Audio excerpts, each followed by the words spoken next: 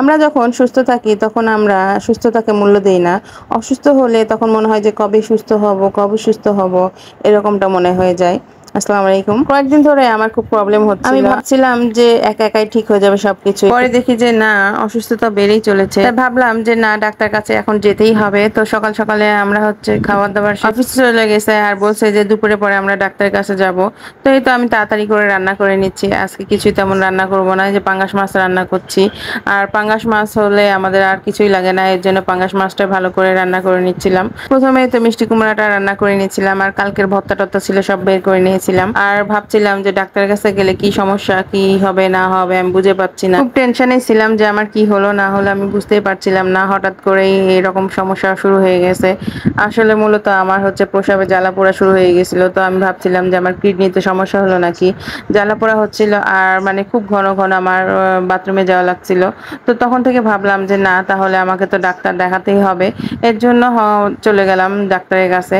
এই তো আমরা চলে এসেছি আজকে মিশন হাসপাতালে। তো এই হাসপাতালে আমরা প্রথম আসছি। আপনাদের ভাইয়াকে কে যেন খোঁজ দিয়েছে যে মিশন হাসপাতাল চিকিৎসাটা ভালো, তো এর জন্য আমরা চলে এসেছি। আর দেখতেই পাচ্ছেন মিশন হাসপাতালটা অনেক সুন্দর, এখনো কাজ চলছে। তারপরে আমার কাছে এটা খুবই ভালো লাগলো, তো এর জন্য আমি আপনাদের কাছে ভিডিও করে নিলাম। তারপর আমি ডাক্তার দেখিয়ে নিয়েছিলাম। ডাক্তার আমাকে অনেকগুলো টেস্ট দিয়েছিল, সেই টেস্টগুলো করিয়ে নিয়েছিলাম।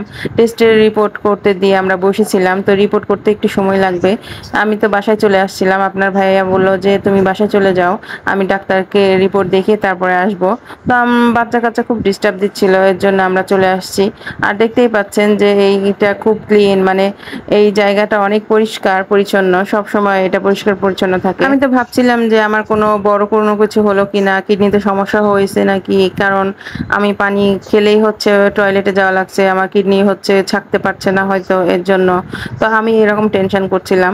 পরে দেখি যে না, রিপোর্ট পাওয়ার পরে বুঝলাম যে আমার বেশি বেশি পানি খেতে হবে, পানি খাওয়াটা কম হচ্ছে।